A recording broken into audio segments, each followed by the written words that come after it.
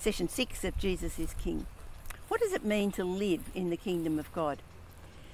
We actually change citizenship. Philippians 3 verse 20. But our citizenship is in heaven. So while we are citizens of the country we live in, or perhaps where we were born, we have a different citizenship in heaven, and it's the one that takes priority in our allegiance. R.C. Sproul, who is, or was, he's not alive anymore, but he's an amazing American teacher of the Gospels and theology, tells the story of being on a train going across Europe on a speaking tour. The train journey was to take them through Romania, and they'd been warned that the Romanians didn't like Americans, so they could get a hard time, maybe even imprisoned, put in jail. When they came to the Romanian border guards got on the train and were checking passports. These guards didn't speak any English, but they could tell by the way they looked at these American passports that they were not happy. And then one of the guards noticed that the lady in the group had a paper bag on her knee, and he motioned that he wanted to see what was in the paper bag. Well, it was a Bible. And then they thought, oh no, now we're really gone. Just as they opened up that to have a look at it, the supervisor came along and asked what was going on. Now the supervisor spoke a little bit of English. The guards didn't speak any, and they didn't speak any Romanian. The guards showed their supervisor the passports and then showed him the Bible. The supervisor spoke to them in Romanian and they left. He handed back the passports, and as he handed back the Bible, he opened it and he pointed to a verse as he handed it back, and the verse was Philippians 3:20. But our citizenship is in heaven. He said, I'm a Christian, and that takes priority over my nation.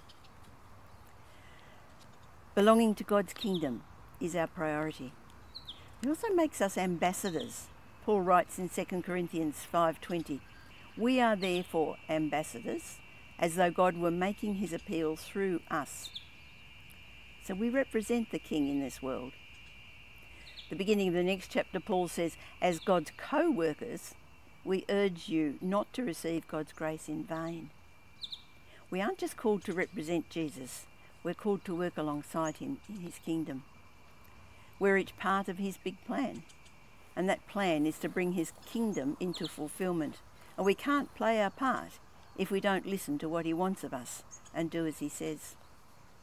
The word kingdom in the Gospels is a dynamic word. It refers to the rule of a king, not a territory or an area. It's a kingdom that exists alongside and with the kingdom of darkness.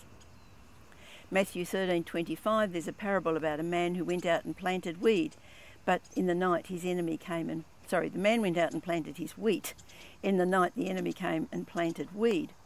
And when the plants began to mature, they could see the weeds. And the servant said to the farmer, do we pull out the weeds? And he said, no, because in doing so you may damage the wheat. He said, wait till the harvest. And when the harvest comes, then the weeds will be harvested and burned, and the wheat will be stored in the barn. We are here to work alongside those who do not belong to the kingdom of God, but God does not weed them out of our lives. The picture is that we live faithful to Jesus. He will do the weeding when the end comes.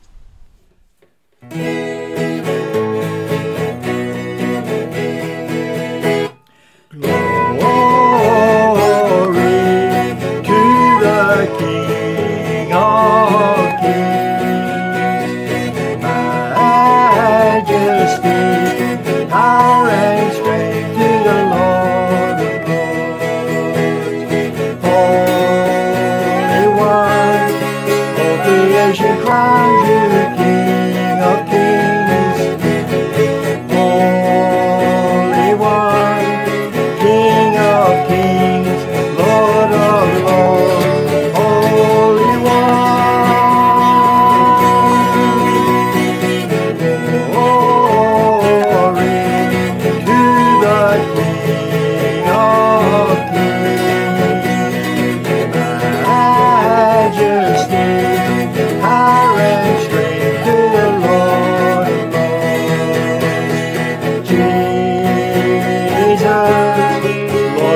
eyes unveiled, we will see your throne.